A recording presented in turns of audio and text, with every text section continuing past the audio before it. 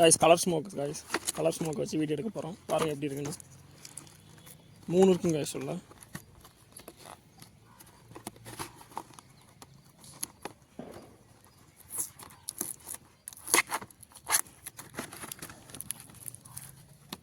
உள்ளே கலராக இருக்குது.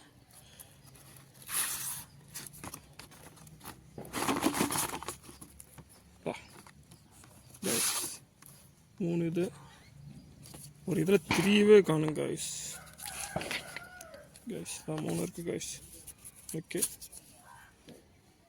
ஓகே கைஸ், வச்சு பார்க்கலாம் எப்படி இருக்குன்னு.